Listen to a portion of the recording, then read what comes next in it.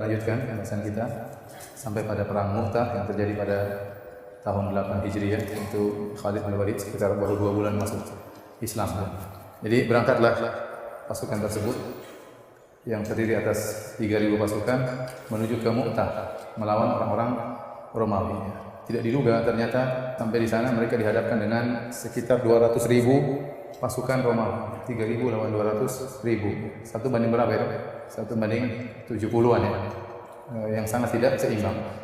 Maka tatkala mereka dikagetkan dengan jumlah yang begitu banyak, sebagian mereka mengatakan, bagaimana kalau kita bertanya dulu kepada Nabi, kita kirim surat kepada Rasulullah SAW, tunggu apa perintah Nabi SAW. Tapi itu pun butuh waktu yang lama, ya. 1.100 kilo. Ya. Kalau ada WhatsApp dulu langsung WhatsApp ya. Enggak ada. Terus kirim surat kuda dengan begitu cepat, entah berapa lama baru bisa balik lagi, sehingga sementara musuh di depan mata ya.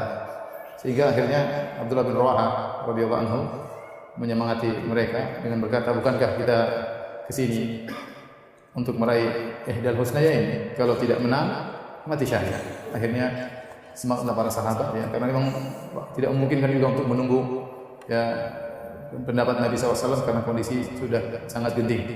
Akhirnya mereka pun maju berperang yang sangat tidak berimbang, 3.000 lawan 200.000. Maka tatkala terjadi peperangan, pemimpin dipimpin oleh panglima adalah Zaid bin Harithah. Maka berperanglah Zaid bin Harithah sampai akhirnya beliau meninggal dunia. Setelah beliau meninggal dunia, mati syahid, maka bendera dipegang oleh Ja'far bin Abi Thalib radhiyallahu anhu. Maka Ja'far bertempur dengan begitu hebatnya ya. Sampai kala beliau sudah meninggal dunia ditemukan 80 bekas luka, bekas pedang, bekas panah, bekas tombak, semuanya di bagian depan, tidak ada satupun di bagian belakang. Yang ini menunjukkan dua hal. Pertama, Ja'far bin Abi Thalib tidak pernah mundur sedikit pun, tidak pernah balik belakang sedikit pun. Dia muqbil ghairu mudbir, maju tidak pernah mundur sama sekali. Yang kedua, bagaimana kuatnya para sahabat ya. Bayangkan, sudah tertusuk sana tusuk sini masih terus apa? Bertempur. Mungkin kalau kita baru satu tusukan langsung apa? Tewas. Ditemukan satu tusukan di tubuhnya. Ini 80 masih berarti luar biasa, tikam sana tikam sini masih terus apa? Bertempur. Masih terus bertempur. Oleh karenanya kalau antum lihat kisah siapa namanya? Mu'adz ya, atau yang sahabat junior yang membunuh Abu Jahal ya. Bagaimana dia berperang sampai akhirnya tangan dia dipukul oleh Ikrimah bin Abi Jahal sampai tangannya bergantung namun tidak lepas, dia masih terus bertempur. Sampai akhirnya dia kesakitan, gantung-gantung tangannya, tergantung-gantung, maka dia injak tangannya, dia tarik supaya apa? Supaya putus, dan dia masih bertempur. Jadi bagaimana kuatnya dulu para sahabat? Padahal makan apa? Makan korma, ada onta juga dimakan. Jadi bagaimana mereka begitu kuat? Ja'far waktu tangannya terputus sebelah kanan, dia megang bendera dengan kiri. Waktu tangan kiri terputus, dia megang dengan kedua adudaihi. Kemudian dia pun meninggal. Akhirnya bendera dipegang oleh Abdullah bin Rawaha. Waktu Abdullah bin Rawaha ingin bertempur, dia terdiam melihat hebatnya peperangan. Maka dia seperti maju atau tidak. Kemudian dia melantunkan syairnya untuk menyemangati dirinya sendiri. Di antaranya dia berkata, ya nafsu mali araki takrahinal jannah, wahai jiwaku, kenapa aku lihat engkau benci untuk masuk surga?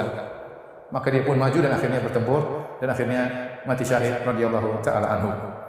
Waktu ketiga-tiganya meninggal dunia, Rasulullah SAW tidak menunjuk pemimpin yang keempat, panglima yang keempat. Tidak diketahui siapa. Maka para sahabat bingung, akhirnya berdirilah Thabit bin Arqam radhiyallahu anhu, maka dia mengambil bendera peperangan. Kemudian dia pun berjalan menuju Khalid bin Walid. Kemudian mengatakan, aku mengambil bendera ini tidaklah aku ambil kecuali untuk engkau, wahai Khalid bin Walid. Khalid bin Walid mengatakan, tidak, saya tidak mau terima. Anta asannu minni, kau lebih tua dariku. Yang kedua, qad syahidta Badran, engkau ikut perang Badar. Jadi Khalid mengakui kehebatan Thabit bin Arqam. Pertama, dia lebih tua, lebih dahulu masuk Islam. Yang kedua, dia pernah ikut perang Badar. Artinya secara ketakwaan dia jauh lebih hebat daripada Khalid bin Walid. Khalid baru saja masuk Islam baru 2 bulan. Apa bandingannya iman Khalid dengan imannya Thabit bin Arqam yang pernah ikut perang Badar? Yang luar biasa imannya. Tapi saat ini perang bukan masalah iman-imanan, masalah siapa yang jago. Musuh 200.000, cuma 3.000. Bukan masalah iman. Iman penting, tapi butuh seorang yang jago. Maka Thabit bin Arqam mengatakan, wahai Khalid, engkau lebih ngerti daripada aku dalam masalah peperangan. Ambillah bendera ini. Akhirnya Khalid pun mengambil bendera dan tidak ada yang protes sama sekali.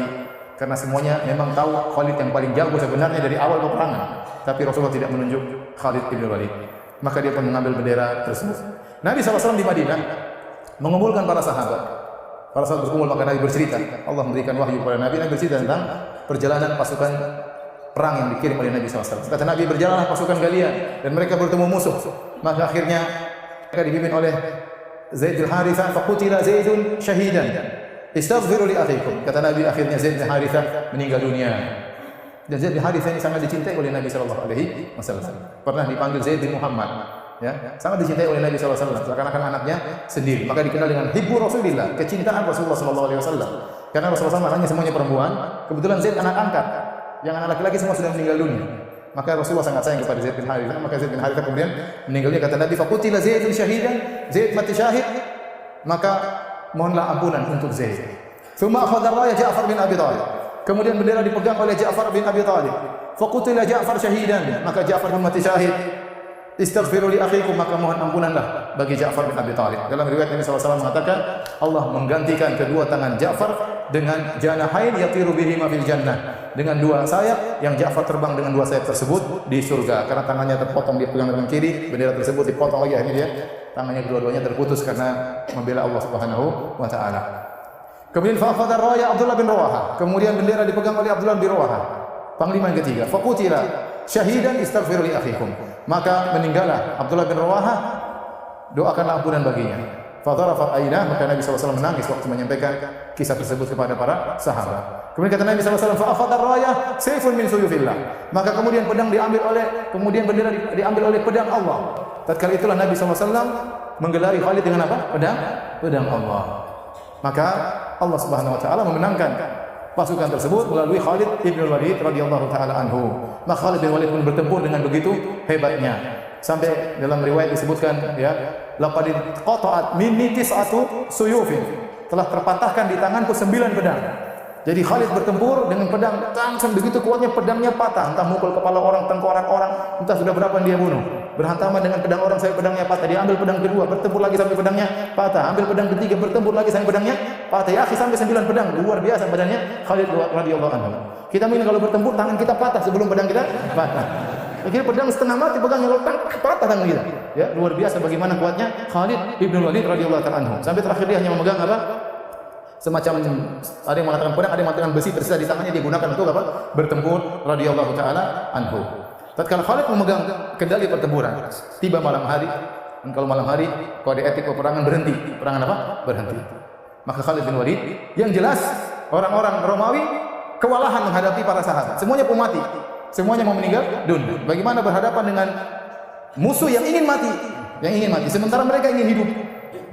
Akhirnya Khalid bin Walid malam itu berpikir, karena dia memegang kendali pertempuran, maka dia membuat taktik strategi yang luar biasa. Maka karena dia berpikir, ini saya katakan Khalid pemberani. Nanti kalau kita akan sebelum peperangan, dia maju duluan. Ya, dia maju duluan. Tapi dalam kali ini dia melihat kondisi pasukan. Ya, kalau maju terus mati konyol, 200.000 lawan 3.000. Nah, Khalid berpikir bagaimana bisa mundur tapi mundur terhormat. Bagaimana caranya? Maka Khalid bin Walid pun berpikir, dia bagi pasukan menjadi beberapa pasukan. Dibagi-bagi. Kemudian yang sebelah kanan Maimanah dipindahkan kepada Maisar. Kemudian yang Maisar yang kiri, pasukan kiri dipindahkan ke sebelah kanan. Kemudian As-Safah bagian belakang dipindahkan ke Muqaddimah.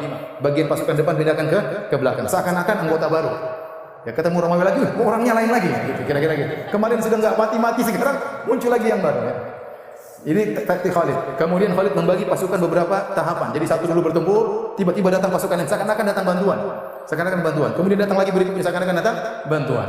Kemudian ada kuda yang berputar-putar di belakang untuk menghambur-hamburkan debu sambil bertakbir, Allahu Akbar, Allahu Akbar. Enggak ada bantuan yang datang. Muter-muter saja, ya, muter-muter. Akhirnya tatkala pagi hari, musuh kaget, dikagetkan dengan wajah-wajah yang baru. Ya Allah, yang kemarin aja enggak mati-mati, apalagi datang yang baru. Kemudian takbir, Allahu Akbar, Allahu Akbar. Kemudian debu bertebaran di sana sini, wajah-wajah baru, musuh datang baru lagi. Mereka mengerikan. Akhirnya tatkala bertempur, Khalid mulai mundur. Mulai mundur satu, mundur dua, mundur tiga. Romawi juga enggak berani kejar. Ini kejar nanti tiba-tiba di sana banyak musuh. Jadi seandainya kalau mereka tahu kabur, mereka akan dikejar, dan itu bahaya.